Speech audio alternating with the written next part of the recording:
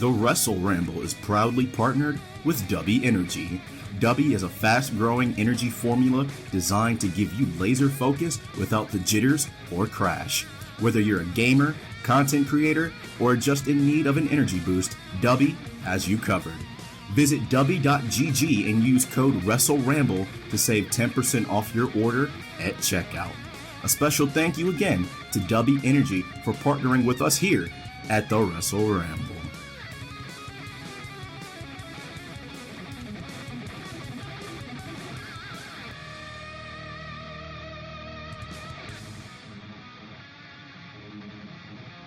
Who? Moose Knuckle. Moose Knuckle? What the hell does that mean? Look at his crotch. What? It's a male camel toe. Why are you looking at his wiener? It's so noticeable. What are you talking about? I guess.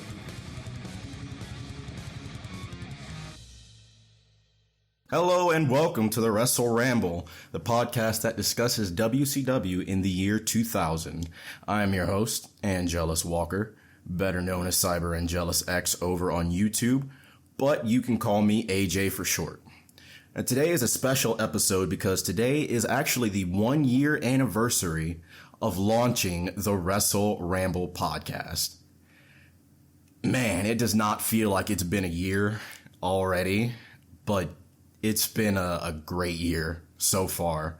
We've got our first partner in W Energy. Visit w.gg, use code WrestleRamble, you'll save 10% off at checkout. We're almost at 75 plays. We've reached listeners in Canada and New Zealand. Shouts out to you guys.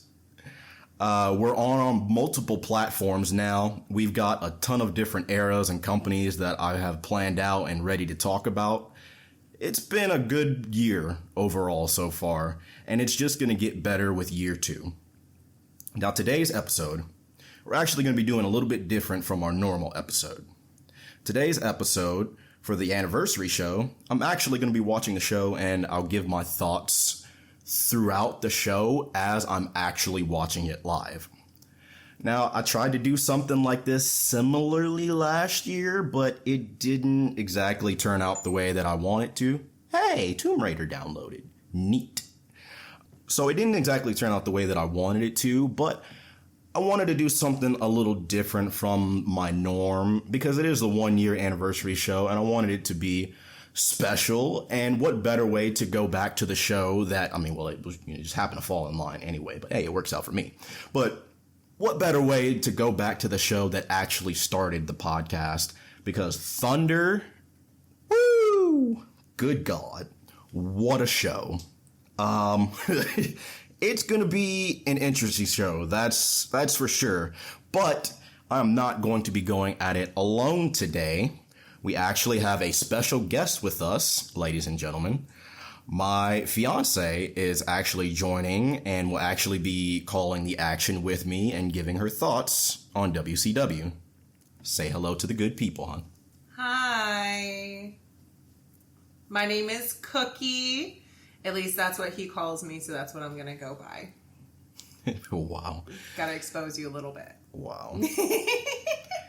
So, how long have you been watching wrestling? Since I met you. So, almost 5 years now. Never thought I'd say that. Wow. Okay. Wow.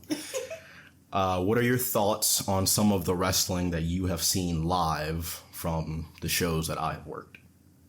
I feel like it's good. I'm surprised at what a lot of the independent companies can do. And I'm surprised at the amount of connections to people who have really been significant figures in the past. Like especially you getting to record a show with, what was his name? Masters? Oh, Chris Masters. Yeah, Chris Jack Masters. Farquaad? Chris Masters was...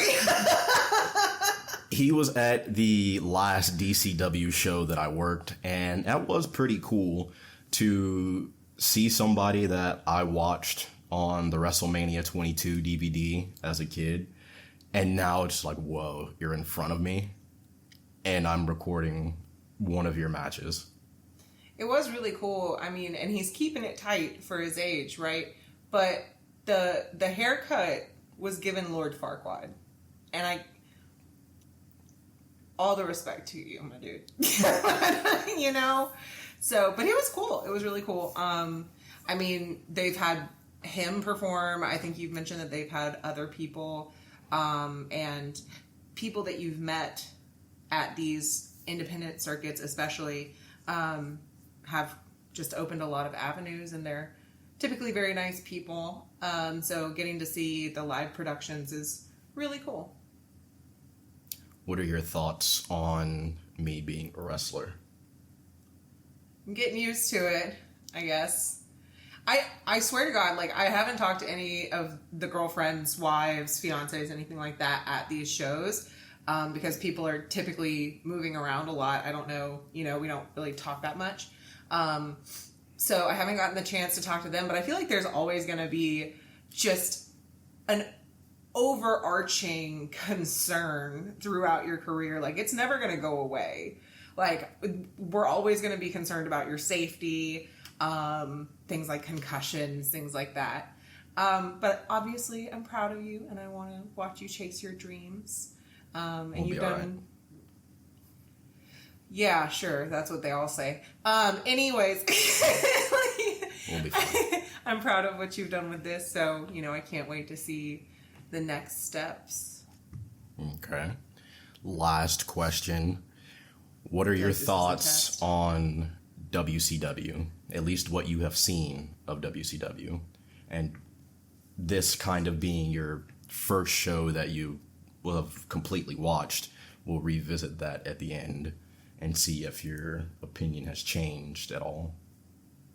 So, okay, I really haven't watched much WCW with you. That's really true. I feel like most of the time whenever I do see it, though, it's old dudes wrestling. My pudding! It's just old dudes wrestling. I mean, good for them being in their 50s and still doing that shit, but whew, I know them joints hurt. Yeah.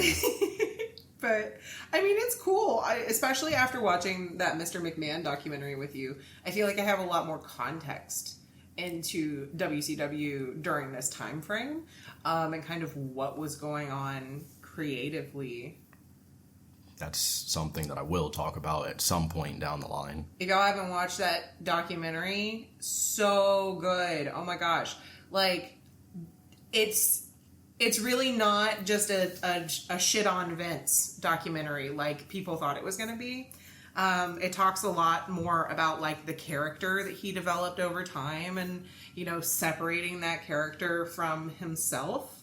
Totally worth like its own episode for you to talk about it. Like it was good. It was really good. I have to cover that at some point, especially Vince buying WCW. But like I said, we'll come back to that at the end and see if your opinion on WCW has changed at all. Still say they should have won the war. Anyway. I don't know. Anyway. I don't know.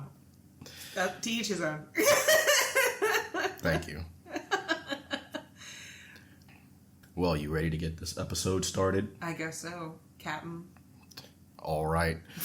Well, grab those cold ones and pop one open because Fridays and the 1-year anniversary are for the boys. Wow. And with that being said, let's jump into WCW Thunder from March 1st, 2000. Just fuck me, your female listeners. The boys is like how Dashie says, my boys. Mm-hmm. It's for everybody. Gotcha. Anyway, intro's done. You can delete that too. If you want, you can clip that out. Nah.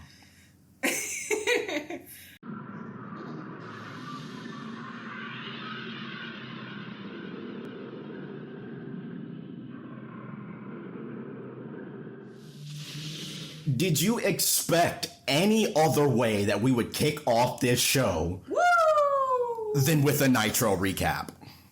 So first up, we're shown a couple of highlights from Ric Flair and Total Package. That would be Team Package, correction. Team Package and their rivalry that they have going on with everybody on the roster, apparently. We're shown Ric Flair and, damn, I forgot what his name was. Kurt Hennig. I almost called him Mr. Perfect. We're shown their match from Monday Nitro, which was... Next highlight, we're shown Jeff Jarrett versus Vampiro for the U.S. Heavyweight Championship that happened this past Monday night on Nitro. Preparation H-bombs for everybody. So, what? The Harris boys, right now we're just rolling through some highlights because, as I said, we don't kick off the show any other way than with a recap of Nitro. He's sweaty. So... Sorry. Wow. Did you have to rewind? Oh my lord. Oh, what is his hair? And his facial hair. See, now you fucked me up. I gotta go back. That dog can hunt. What? I gotta run back real quick. Stop. Do we? Stop playing. Yes, I do. Because you fucked me up. He's sweaty. I'm sorry. I lost my whole train of thought. Sweaty throat. What did I even say? Preparation H-bomb. So the Harris boys have their finishing maneuver.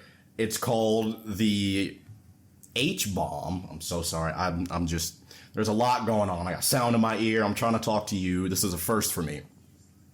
So the Harris boys finishing maneuver is called the H-bomb, but because them being in the nWo and just them in general, them being the absolute drizzling shits, I coined their finishing maneuver the Preparation H-bomb. Why are they the drizzling shits? You died of dysentery on the Oregon Trail. Seeing this version of the nWo just makes me laugh.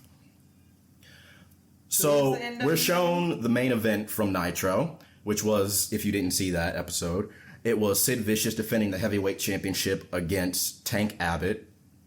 You didn't really miss much there. So we then go to the official start of the show, and world champ Sid Vicious arrives, and he stops for a second to have a chat with, what? That's Sid Vicious? Yes, that is Sid Vicious. With the ramen noodle hair? Yes. He talks to have, Jesus Christ. He stops for a second to have a conversation with Terry Taylor, I think it was. You're just throwing me all the way off. I'm so sorry. The conversation was short-lived, but I'm actually going to have to fucking go back. I'm so sorry. Cut that shit. You thought having me on here would be a good idea. I did. Plot twist. And it's not. Shut the fuck up. Why is this car just sitting in front of our house? I don't know. Terry Taylor, I think it was. I don't remember if this is Terry Taylor or Doug Dillinger, but I want to say it's Terry Taylor. So I'm going to go with Terry Taylor. So he stops for a second and he asks, "Is it done?" No idea what the hell that means. But apparently there's something a brewing on Thunder, so we're going to see what we're in store for here tonight. From there, we head to the intro of the show, which the intro for Thunder fucking kicks ass. It has a little countdown. It's showing everybody just a bunch of highlights. It's just a wombo combo. I don't know what's going on. But that's WCW in 2000. And then we get the zoom in on the stage with the pyro. I fucking love this set. It's a lot of fireworks. Ka-choo, ka-choo, ka-choo. Actual pyro effects, by the way. Ka-choo. Fargo. North Dakota. I don't know if that's how they sound. If you're in North Dakota, please. I'm sorry. I don't know what your accent is, but... So we're in Fargo, North Dakota for this one. And we're going to kick off the show with a Cruiserweight Championship match. Honestly, the best way to start. And I've always loved at least for the period that they did it, always loved that WCW started their shows with the Cruiserweight division, because that's the perfect way to do it. You get dudes doing their flippy dippy shit, get the crowd all hot, get them hot and bothered, if I'm being honest, and then roll right into the show. Hot and bothered. These arenas are hot. Is this Krispy Kreme? Wow. So the champ is out first, still coming to the ring on drugs. So the thing with that, this guy here, the artist formerly known as Prince Iakea, he comes out to the ring with Paisley, and Paisley usually has a microphone, and she's like, coming to the ring in ecstasy. Something like that. They're weird. They're like a bargain bin velveteen dream. And I know you don't know what that means, but wrestling fans know. He's kind of dressed like a magician. But like a street He magician. has a fake beard, by the way. It's fake? Yeah, that shit is... Wait until the lights come on. It literally looks like it's fucking Microsoft Paint brushed on. Some people do tattoo like facial hair. Like a lot of I've seen videos of people getting like their eyebrows and shit like that tattooed. Maybe he had a tattooed beard. You're weird, friend. Why is this shirt so shiny? It do be silky. So no coming to the ring on drugs? This is such a weird and sensual entrance. I don't like it. How do you think I feel whenever I watch it? Like, why is she here? just to like be like, ooh. She's here to say drugs and crawl to him after the match is over. Ew.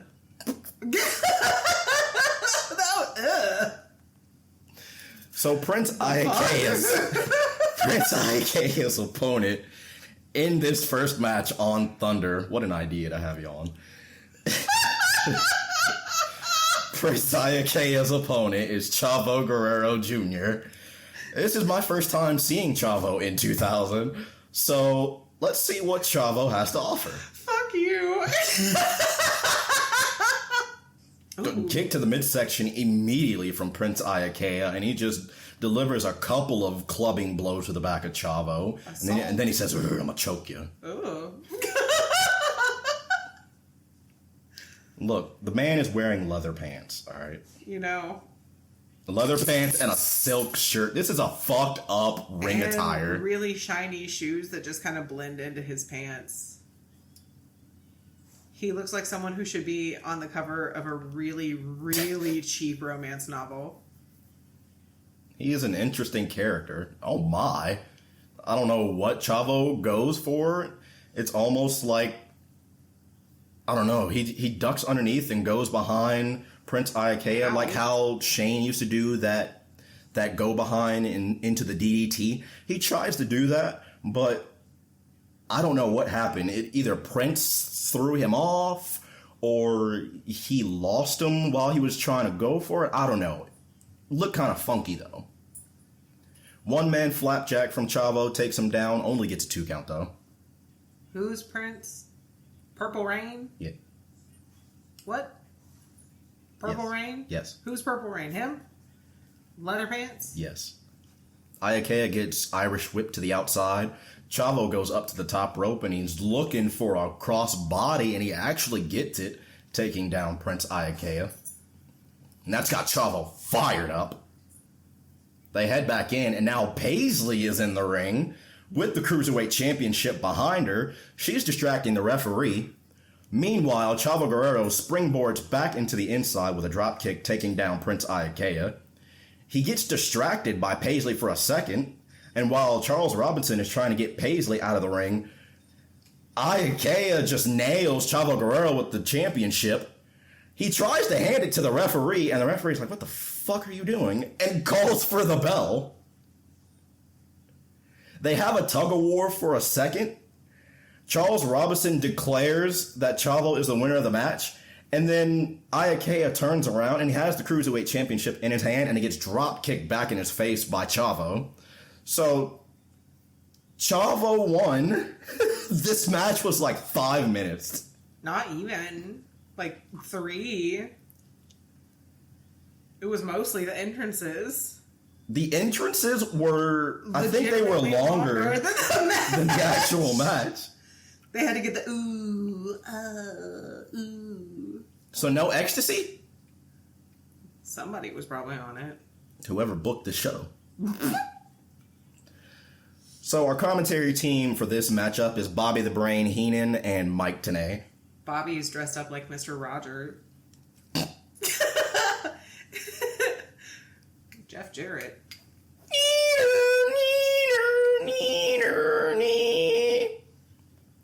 Actual TNA theme song, by the way. So what we can expect to see here tonight is the nWo Bluegrass edition, which is Jeff Jarrett and the Harris Boys. And apparently they're going to be going up against Sid Vicious, Booker T, and Kidman. Don't call him Billy. Or Nicole. Package! Team Package! They will be here tonight as well, and apparently they're in their feelings. Now we go into the back, and we're joined by Mean Gene, who is here to interview TP and Nature Boy Ric Flair. There ain't nothing natural about that hair color, my boy. Nate. Yeah, that's Ric Flair's Nate. kind of nickname. Yes. Sounds like a body part. I want you to take a guess here, listener, as to what Flair and Package say. Did you say 6'5", 4% body fat, the absolute physical specimen? Well, you'd be correct. Ric Flair did a line before this promo, by the way.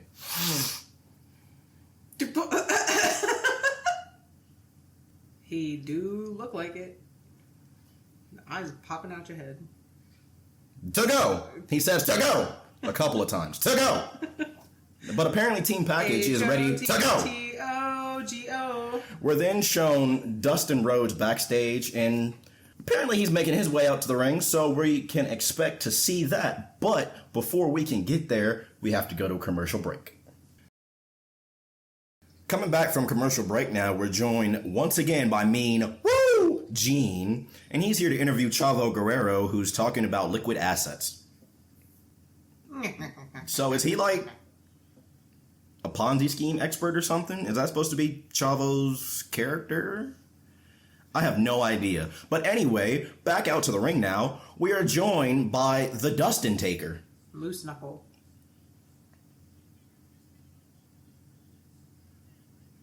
Who? Moose Knuckle. Moose Knuckle? The hell does that mean? Look at his crotch. What? It's a male camel toe. Why are you looking at his wiener? It's so noticeable. What are you talking about? I guess. So Dustin comes out and he says that you jackasses here need to choose your heroes more wisely. Who was in charge of costuming in the early 2000s? He says he's here to share something with all you marks. Mark. He says every night I walk down that aisle, I let you touch me. Pause.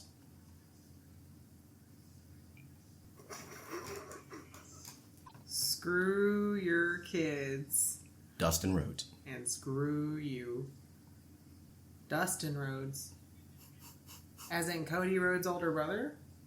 Yep.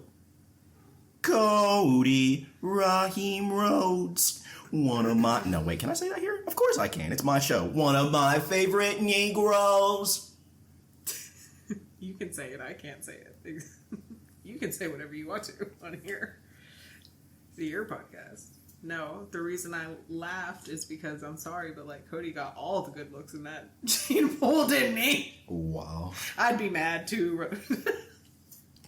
I guess.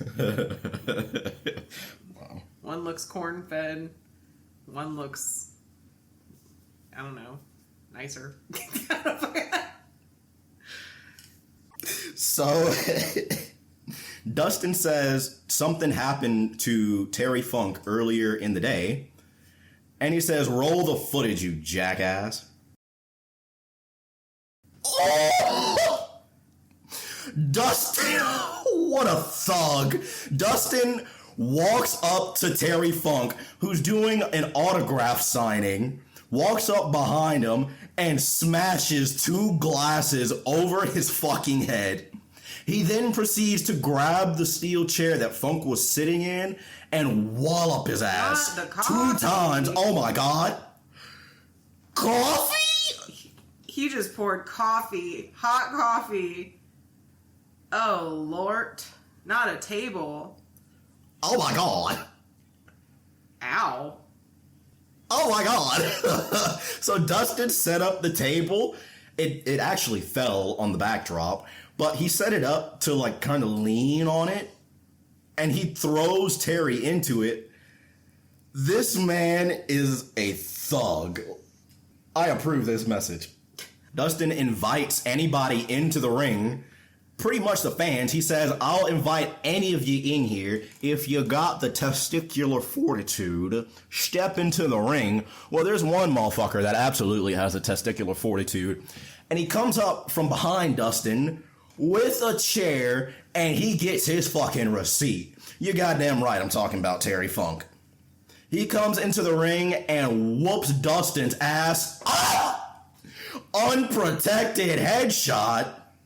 And you wonder why the fiancés and wives and girlfriends are concerned. Hey, we're fun. We're having fun. Is it? Yeah. Is it? Yeah. Ah! Unprotected headshot again. He said, Funk says, every time you get up, I'm gonna knock your ass back down. Another one? Oh my god. 3 unprotected headshots. Ooh, not his daddy. Ooh. Wow. Big words. Is he wearing a sriracha shirt? Funk gets on the mic and he says, you're just like your father. He was never a wrestler and you weren't either. That is definitely not a sriracha shirt. What? I thought his shirt was like the sriracha logo. I don't know, I just glanced at it. Wow. Funk, he gets some on Dustin, but only for a minute because they both head to the outside, and Funk tries to pile drive Dustin, but Dustin counters with a back body drop. He picks up Funk, and then he DDTs Funk. They head back into the ring. Dustin grabs the chair, and he says, get up, you old piece of shit. And Funk literally dares him multiple times to hit him in the head with the steel chair, and Dustin is more than fucking happy to oblige. His hair follicles have been surprised too many times. I'm sorry, that's rude. Finally, after however long of these two, and Funk is back on his feet, and he starts to take out the security. It goes for a couple minutes. Security is here now. They're trying to break it up. Funk is having none of that. Dustin is in the corner. It's fucking mayhem. We're then shown a graphic for the upcoming uncensored pay-per-view on March 19th. And it is official. Dustin Taker will be taking on Terry Funk. Dustin Taker? Yeah. What? He is cosplaying as the Undertaker, and you cannot tell me that he is not. From there, we head into the back once again with Mean Gene, and he's here to interview the nWo Bluegrass edition. You mean knock off Steve Austin's? Oh, hell yeah. Jeff Jarrett is trying to sick his 2 trained pit bulls on Vampiro and Sid and Kidman. Don't kill him, Billy. Billy? Kidman, don't call him Billy. Why are there just women in the background? Just like... nWo here with women. Just... They're not doing anything. They're just sitting there. That's an every week thing. Every week. Every single week. Jesus Christ. Sexism was a well and alive. So Jeff Jarrett turns to the hose and he says, one of you is getting off my payroll tonight. Did she just have rhinestones on her face? Ma'am. Not. Apparently, whichever woman at the end of the night has the least amount of points is getting the boot. This feels like the staging for a porn. And based on the other wrestling I've seen from this time period, I feel like it's everything but. Why do you get a T-Mobile commercial and I get a burger bitch? It's bullshit. Mine has Snoop Dogg in it. Snoop Dogg ain't making my fucking hamburger. No, but now you've got Naughty Got an Island. Isn't that T-Mobile bullshit? If I were on this island, I would create a raft and then overturn it at sea.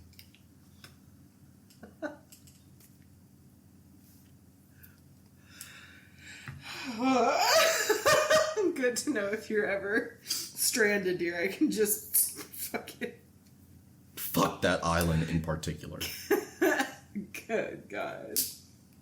Oh, I don't think I said. From there, we head to a commercial break.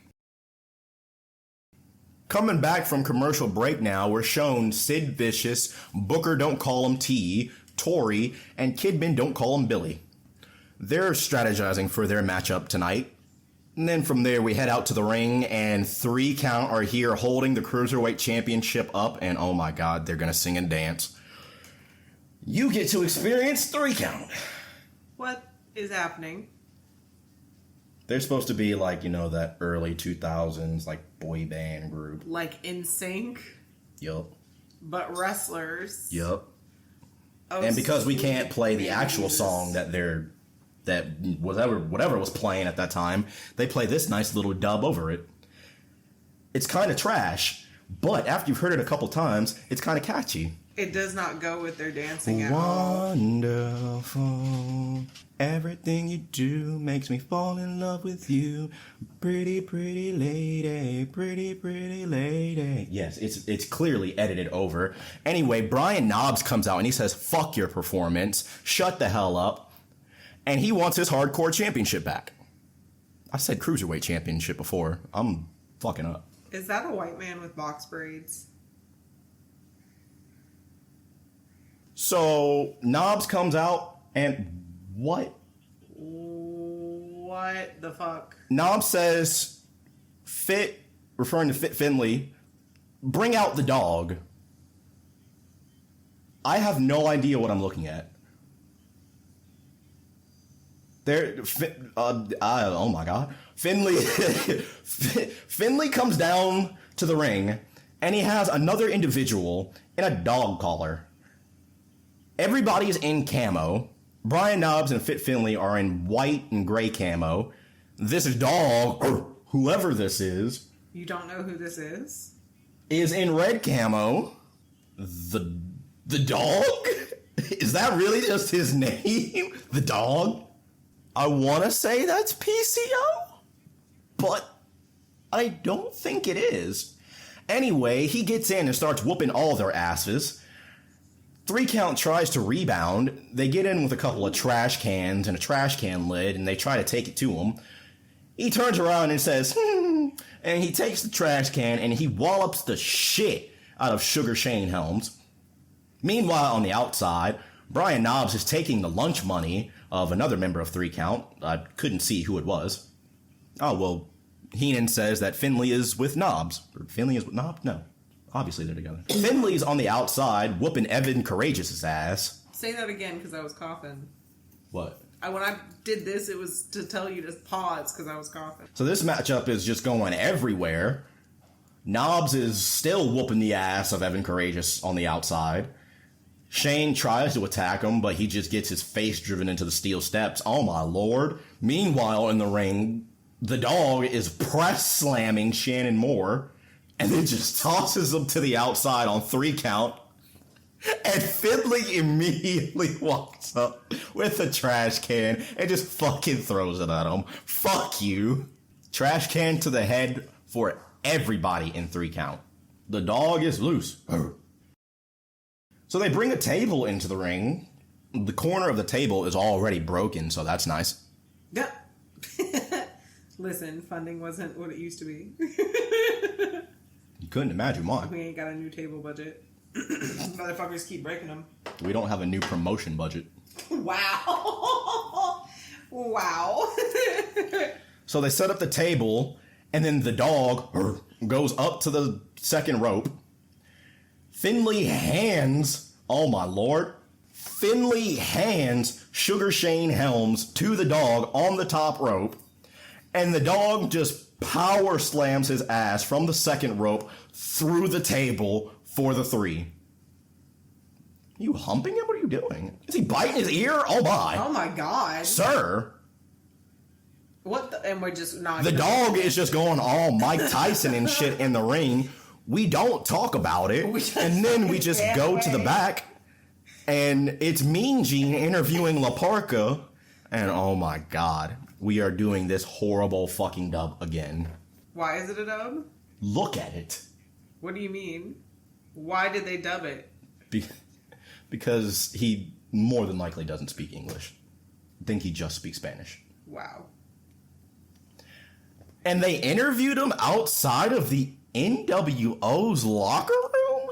And then Mean Gene goes into the nWo locker room where the women are? Stop being horny. Coming back from the commercial break, we're shown the graphics for the main event again. And then we head to the nWo's locker room. The nWo is here to do a spelling bee for the women? Oh, sweet Jesus. They actually run through a spelling bee for the women. And all of them collectively have the IQ of a crayon. And next up is apparently going to be a test of strength. Oh, sweet Jesus. The demon is still employed? What the fuck? The demon is still employed here? What the hell is happening? The Kiss demon is still employed here. Get out of our company! Like, is this like an actual person from Kiss? No. It's just some dude that apparently got the blessing of, like, the main guy from Kiss to do this. But he sucks ass. Why is he drooling? Ew. Sir. Oh my god. He comes down to the ring with a little bit of action. A little? It's a lot. He looks like the red shell that you throw out in Mario Kart.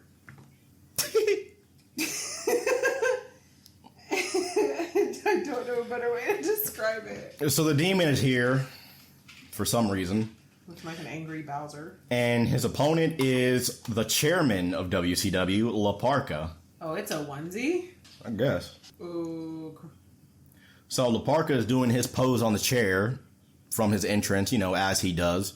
And the demon says, that's enough of that. And he attacks him from behind. And then he falls on the chair crotch first. Testicles first.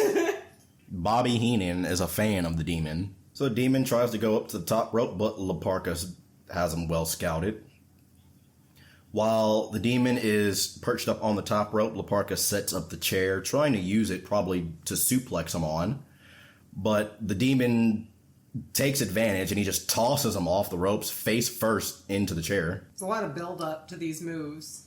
Low blow from La Parka in full view of the referee, but what are rules? Anarchy. We live in anarchy. Wow. Corkscrew plancha from off the top rope onto the demon, and it's enough to keep him down. That was it? This match fucking sucked. That was like 5 moves. And we immediately go backstage. That we have spent more time backstage than we have in the ring so far. Actually wrestling. Slick Johnson is here sleeping in the arena. I don't know why. Slick Johnson just is a hobo, with apparently. Fake facial hair. And what kind of landing strip is on your chin, sir? So did you, come here to North Dakota, weeks before WCW did and just started to sleep in this building? But we head to a commercial break from there. Coming back, oh no, back from commercial break, we're in the nWo locker room again for some more bullshit. Skip! Is he really arm wrestling this woman? Oh, wow. She immediately won. That was so real. Swimsuit competition. Aren't we watching wrestling? Swimsuit competition? So, Bimbo number 4 is doing an arm wrestling contest with Mean Gene, and just immediate. Immediately went. And next up is a swimsuit competition. I can't even fucking talk. Swimsuit. That's shit like that is something that was very prevalent in early 2000s wrestling. This was why young girls weren't allowed to watch early 2000s wrestling a lot of time. We're then shown Sting, who's yelling at the camera. TP and Liz are making their way out to the ring, I'm gonna assume. And then we're shown Vampiro being a weirdo yet again. This is the second white man with dreads. Right to another commercial break. Of the devil. With bunny slippers? A soft side. Cashmere is so soft it'll give anyone a soft side. Who is this? Sweet Lord.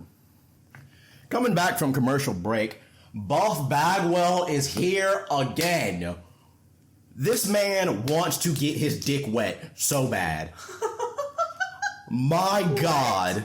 This man sits here and tries to ask all of the women on the fucking roster out on dates each and every single week. Who is it this week? It's Miss Hancock. And he said she actually looks like she's kind of vibing with whatever he's saying to her. But he says, you know what, Darwin, hold on to that thought. Buff has got to go get his stuff ready. He's got a big match or some shit like that. What a weirdo. What a weirdo. Predatory. Back out to the ring now. EP and Elizabeth are making their way out to the ring. While they're making their entrance, we're shown a couple of highlights from Thunder last week, which it was the Ric Flair versus Vampiro match, which Ric Flair defeated Vampiro. And if you haven't listened to that episode, go back after this one and give that a listen. Package is in the ring now and doing his thing. Muscle show. I don't what. Yeah, Yes. There's nothing else to call this. And I've really started to realize, because I haven't really seen too many matches of Lex, but I'm starting to realize that's really his whole shtick. Do you know why I'm the best professional wrestler today? Because 6'5", 260 pounds, 4% body fat. But you're kind of a shit wrestler, so... Is he? A little bit. Oof. Big oof. Vampiro's out next. This guy's walking like he just did some drugs. He probably did. Fucking, he really looks like it. Is that a wig? What? His hair. I wish. Kind of looks like a wig. It's not. Oh, Lord. Another white man with dreads. Do we? Now all we need is Jack Black. See? No. Sir. Please. Hey, look. So the match starts, and Total Package is cowering in the corner, telling the referee to back up Vampiro. Is that Billy Silverman? I think that's Billy Silverman. Who? The referee. Oh. Collar and elbow tie up. TP sends Vampiro into the buckle, and then he slaps him. Buy this pay-per-view. Uncensored is 18 days away. Buy it. Give me your money. Y'all. There's so much left. Not you saying that. Fuck. We're halfway through. I'm doing minimal edits for this. You can tell this guy is cocky because he just keeps walking around like very showboaty. Referring to... Big dude. What's his name? Dude big. Total package. Muscular man. Blonde man. There's a sign that says WCW Thunder rules, and I agree. Just not this match. Package is going for the rack, but... What a sentence. Package is going for the rack, and Vampiro flips out of it and delivers a spinning kick to take him off his feet. Shit, chasing him down. And as soon as Vampiro is starting to get a little bit of momentum, here comes Ric Flair. Why are you not wearing pants, Rick? I think he has a match tonight. Rick tries to get into the ring, but he gets a kick from Vampiro. TP also gets a kick from Vampiro. Ric Flair then gets into the ring because he's irate and he's trying to go after Vampiro. Meanwhile, Vampiro is still taking it to Total Package. And Ric Flair is distracting the referee. Vampiro tries to come off the ropes, but Miss Elizabeth nails him with a bat on the apron. Package, who is now back up to his feet, locks in the rack, and the ref calls for the bell. Wow. Wait, how did he lose? He was up in the air. Verbal submission. Oh. So they're laying the boots to Vampiro, and now Package is trying to break Vampiro's arm, just like he's done to Fit Finlay, to Brian Knobbs. Did he break Fit Finlay's hand? I think he did break. Son of a bitch. I think he did break Fit Finlay's hand. Broke Hulk Hogan's, Terry Taylor's, I think it was. Either him or Doug Dillinger. Don't forget to mention that he's getting whipped with Hulk Hogan's little cummerbund thing. Yeah, fuck that guy in particular. Like, apparently, damn. We go to a commercial break, and now we're apparently getting separate Prime commercials. You know, one of these days I'm going to have an ad-free existence, and it will be the greatest day of my life. Somebody's angry. Angry big man. Coming back from the commercial break, the EMTs are trying to assist Vampiro, but he's having none of it. And hey, I was right. Finlay's arm was broken. So Finlay is here to take Vampiro's lunch money, and he's just continuing the ass beating that he started last week. Fuck this guy in particular, I guess. Next up, we're having the battle of the referees. Mickey J is making his way out to the ring.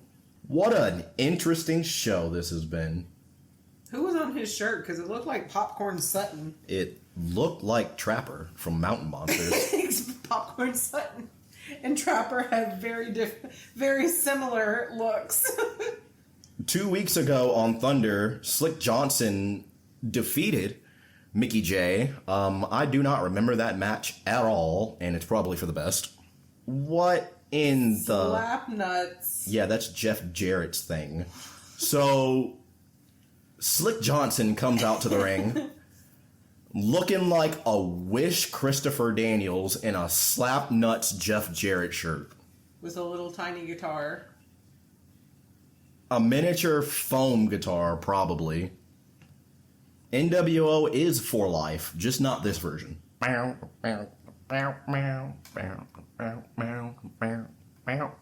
gotta do the too sweet. Actually, no. No. Well, actually, yes. Yes. nWo Wolfpack, yes. No. Yes. You gotta get over that. I will not. You paid that school so much money. Too sweet.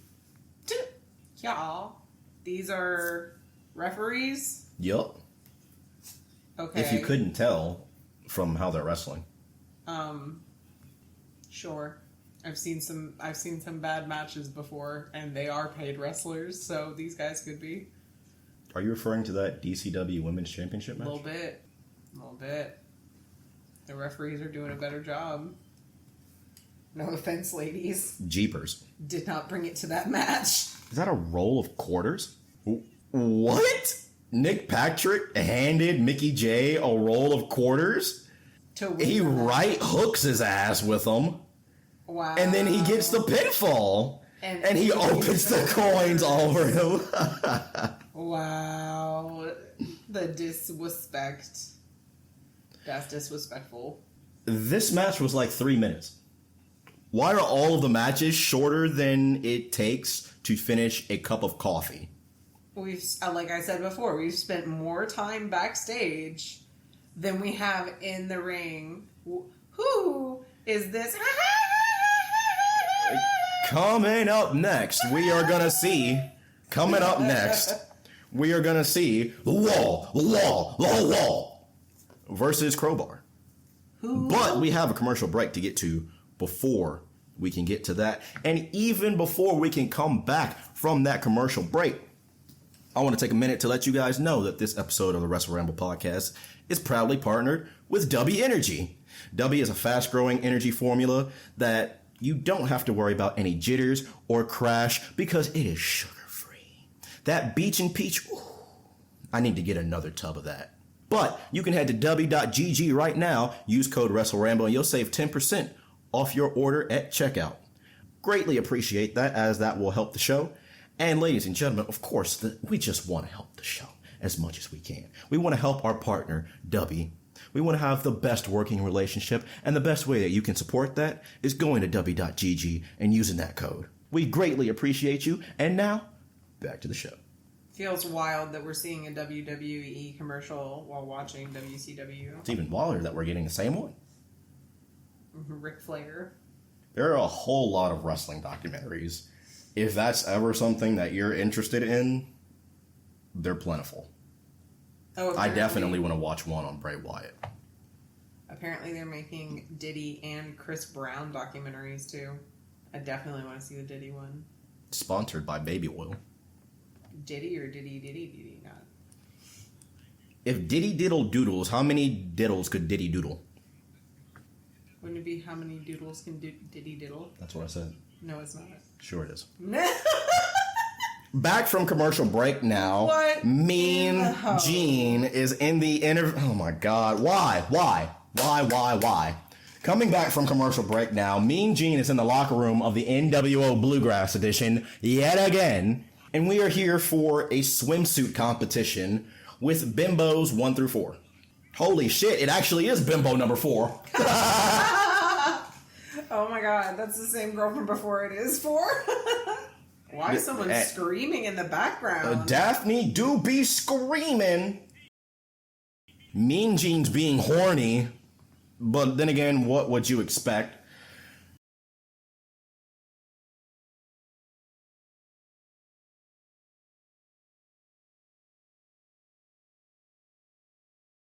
Crowbar is making his way out to the ring. Sprinting! He is sprinting and sliding? Question mark? He is sprinting. He is sliding. He is slapping. Oh, fun fact. This is David Flair. Really? Yes. He also sucks as a wrestler.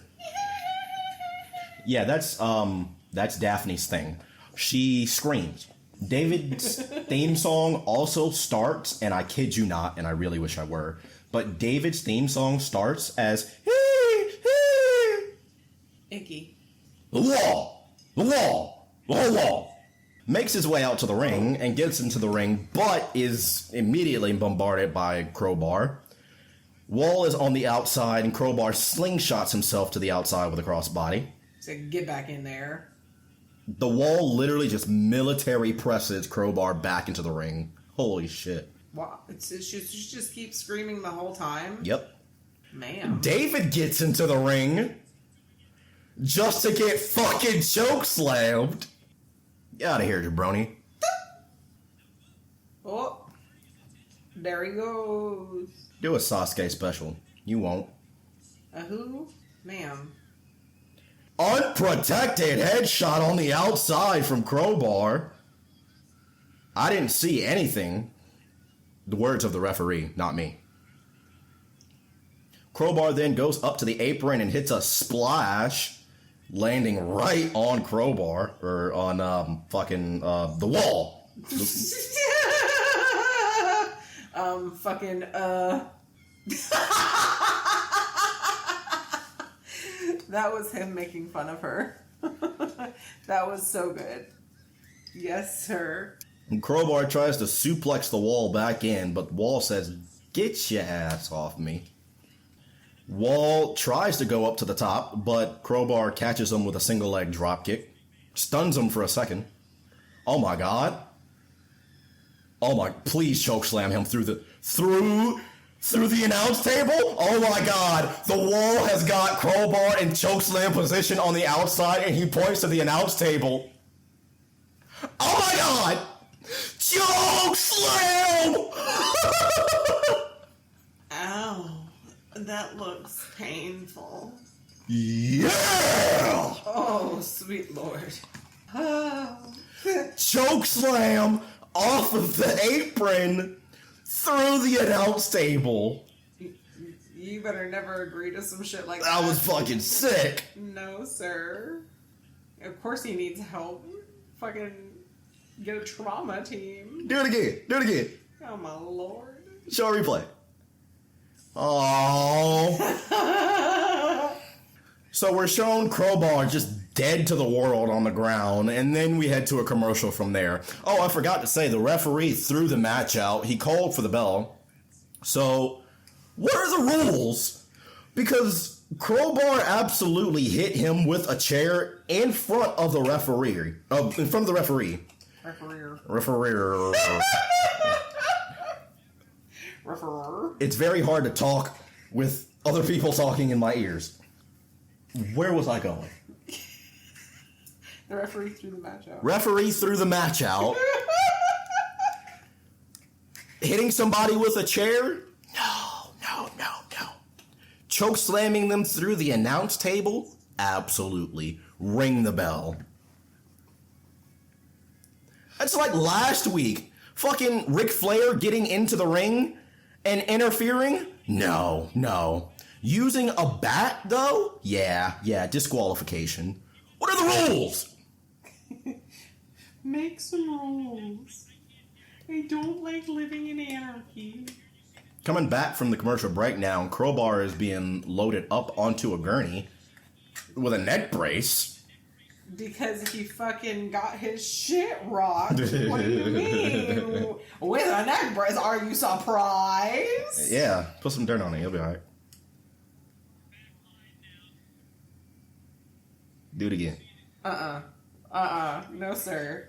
Oh, we get a replay. Look at this. Oh my goodness. Oh my god. Wham!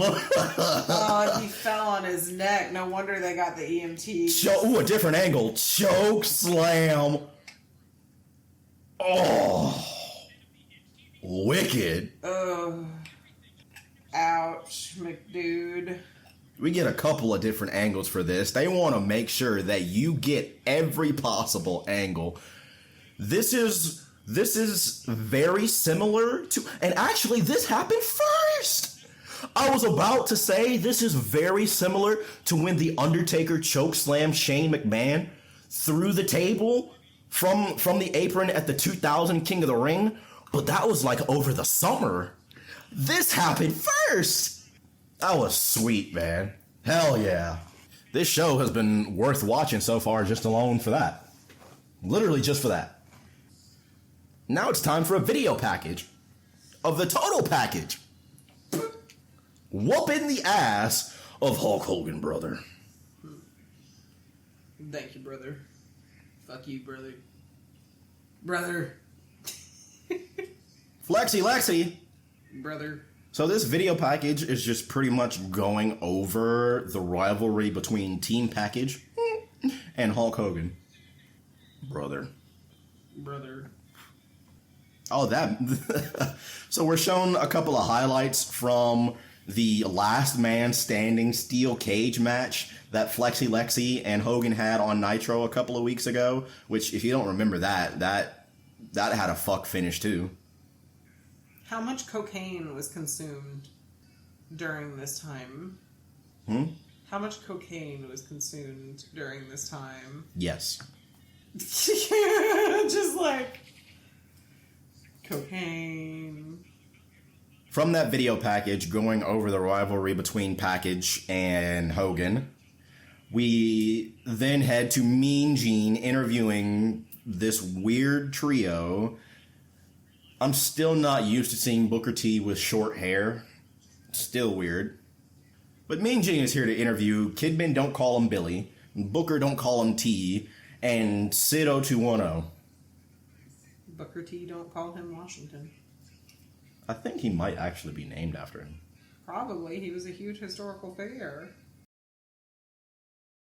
Ramen noodles. So, yes, Sid says that him and Booker, they're going to take Billy Kidman to the top. Little do they know, this promotion has like a year left. Aww, that's so sad to say. Aww, they were trying. Listen. Yeah, they're trying. They're trying to stay in business. That's what the fuck they're doing. And Vince came in and was like, I got money. So the boys are fired up for the match tonight.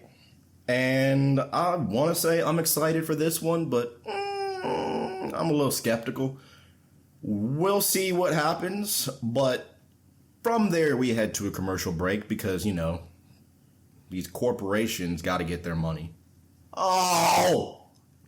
Coming back from the commercial break, we're showing the main event graphic yet again.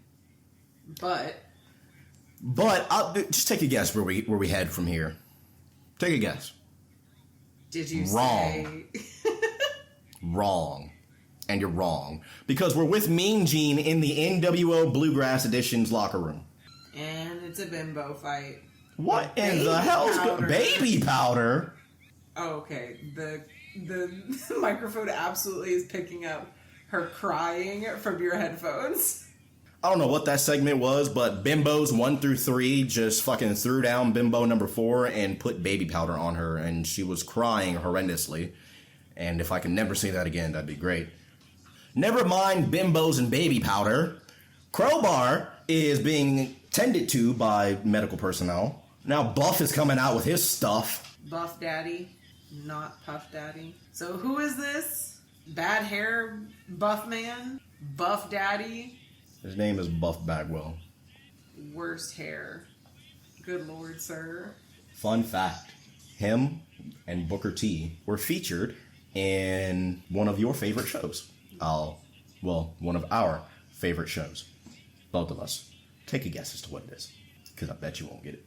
I have no idea. 3 tries. So, before we get to that, Buff Bagwell makes his way out to the ring.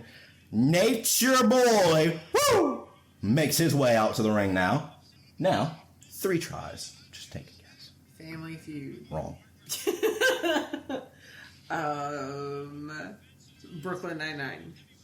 Older show, dear. Not modern show. Oh, older show. This is an older show, so yes, they would be on an older show. Give up. Power of 3 will set us free. They were on Charmed? For 1 episode.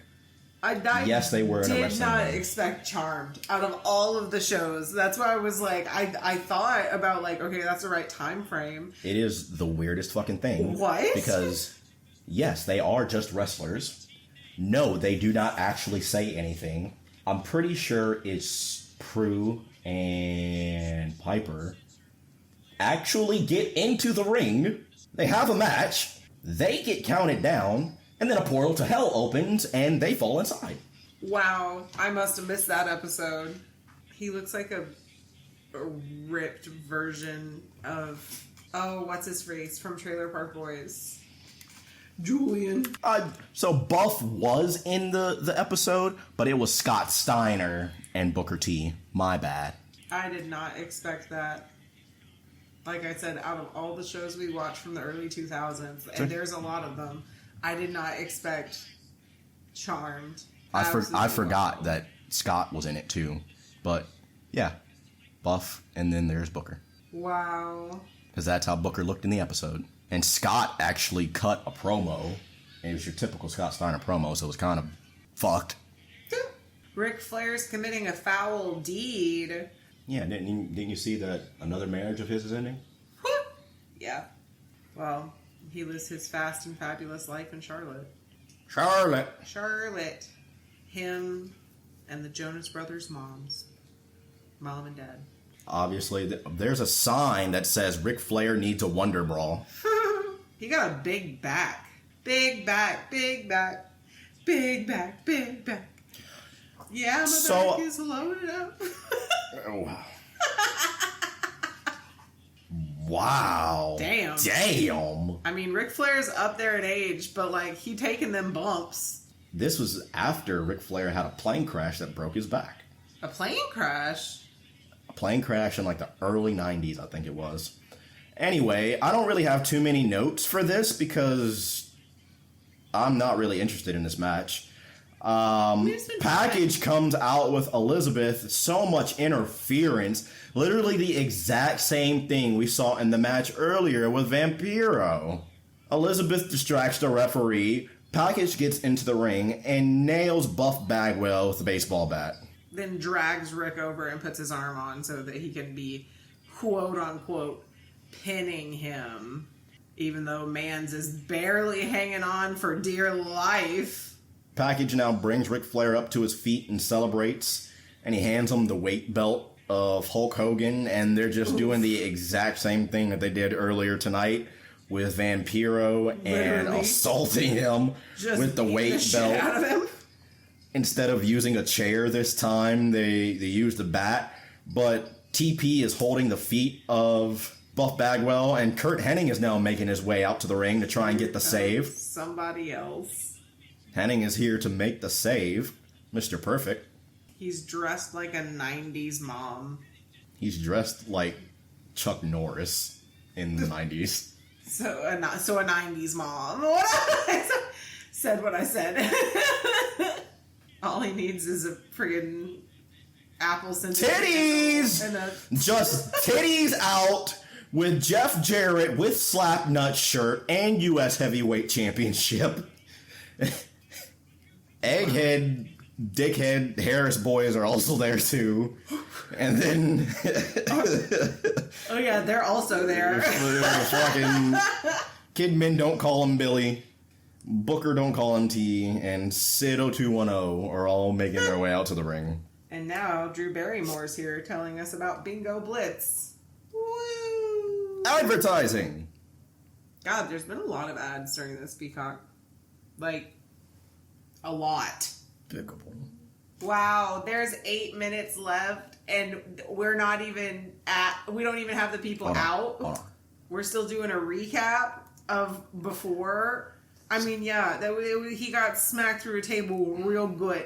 But 8 minutes left, and we haven't even gotten these motherfuckers out yet? We all know they're going to take 4 of those minutes to get out before they get in the ring and actually start doing anything. Yeah. So we come back from commercial break, and we're shown a couple of highlights again of the Wall just ending Crowbar's whole shit through the announce table. We come back at about an hour and 14 minutes. This show is an hour and 22 minutes long. And now I guess we're going to roll through the uncensored card because we're shown a graphic that shows Jeff Jarrett facing Sid Vicious for the heavyweight championship. We all know that. Is this thing just a guitar? Yes, it is. Cool. Okay, but now a girl's crying.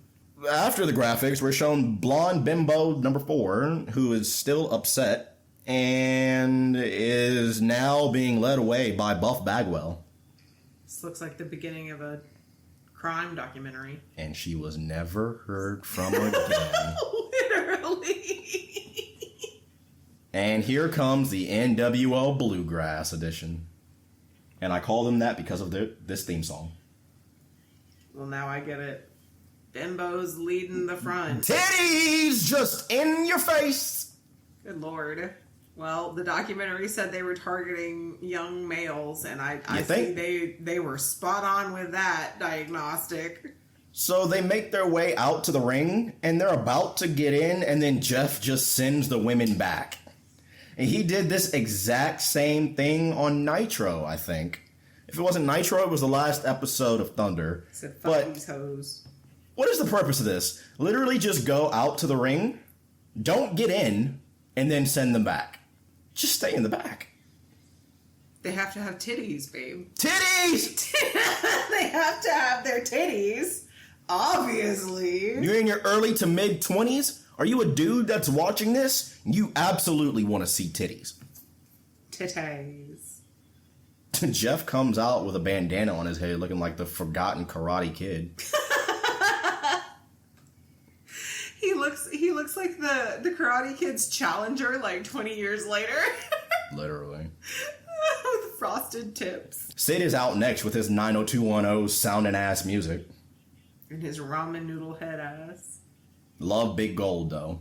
Fire. That's, Pyro if I haven't technos. ever said it before, that's not the original, but that's the most known version of the World Heavyweight Championship. And yes, the version that is used in WWE is just a modern day version of that. Neat. That is the one that Gunther has. Gunter. Oh, you're German? Essentially do everything but say you're a Nazi for your character. Oh, you've got a German friend? He's gonna be your enforcer. Gunther. And what's the other guy's name? Ludwig. Kaiser. Or however Samantha Irvin says it. Ludwig. Kaiser. Some shit like that. What? Ramen noodles. Is it chicken or beef? Huh? It's chicken. It's chicken. Booker and Kidman Don't Call Him Billy come out with Sid, so match starts up. We have Booker Don't Call Him T and Double J Jeff Jarrett starting us off. Shoulder tackle takes down Jeff Jarrett. Hip lock takeover from Booker. Scoop slam.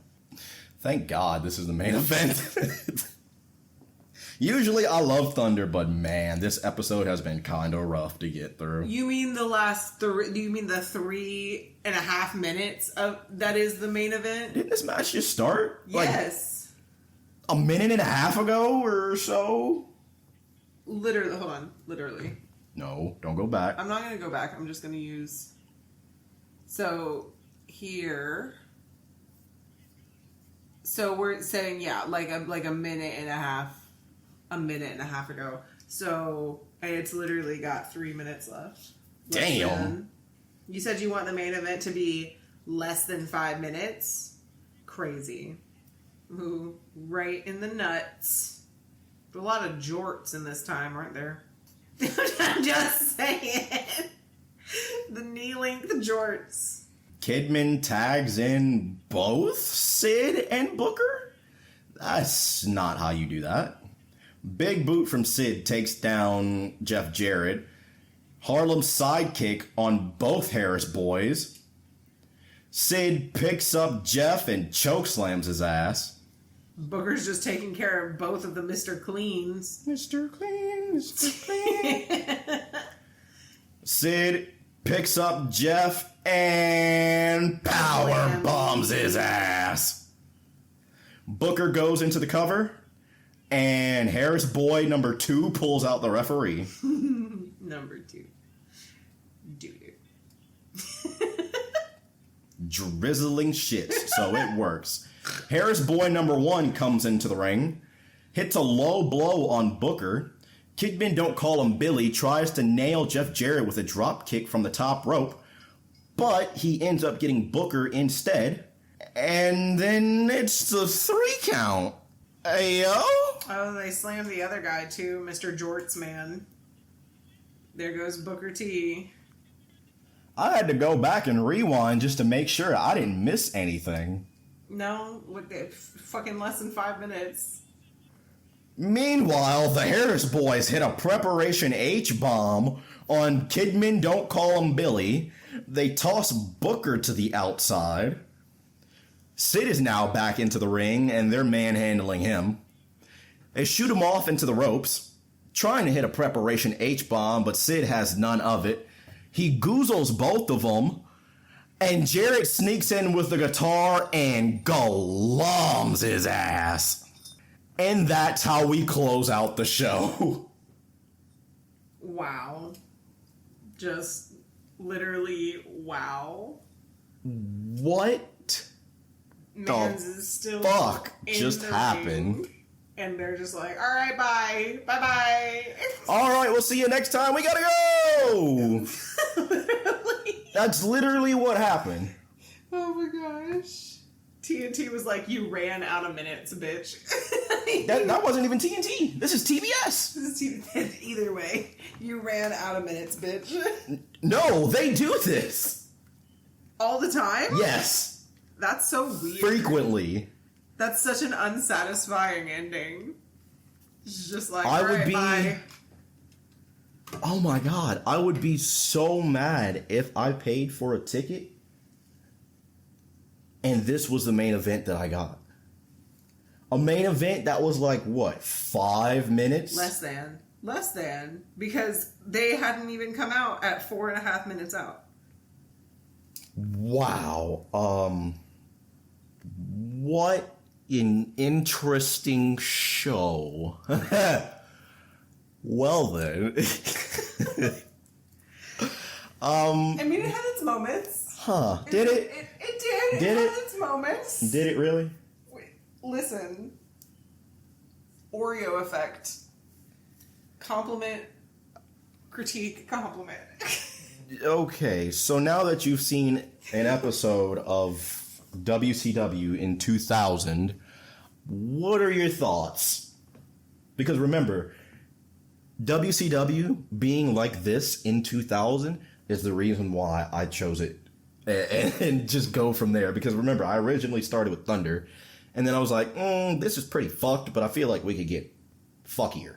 And I started with Nitro. I mean, essentially, if you just took every moment where we were seeing actual wrestling, like in the ring wrestling, and put it all together, there would probably be less than 30 minutes. And we sat here for an hour and 20. Oh, like, boy. if there's more than 30 minutes of actual wrestling in this hour and a half special, I'd be amazed. And that hour and a half is, like, that hour and 20 minutes is not including the commercial breaks. That's just, like, genuine runtime. And it's just so much behind the scenes. Why was there a swimsuit competition? Why did they just have to have the titty parade? Why was there so much backstage stuff that had no plot line? It was just fuck shit.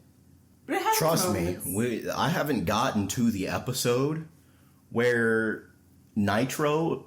First off, I'm not even in the era where Nitro was 3 hours. At one point, just like how Raw is 3 hours now, well, not anymore, but once upon a time, I think for a very short period of time, Nitro was 3 hours. And so, wait until I get to that era. Because literally, the first hour of that show, a wrestling show, that entire first hour, there was not a single wrestling match. Jesus Christ.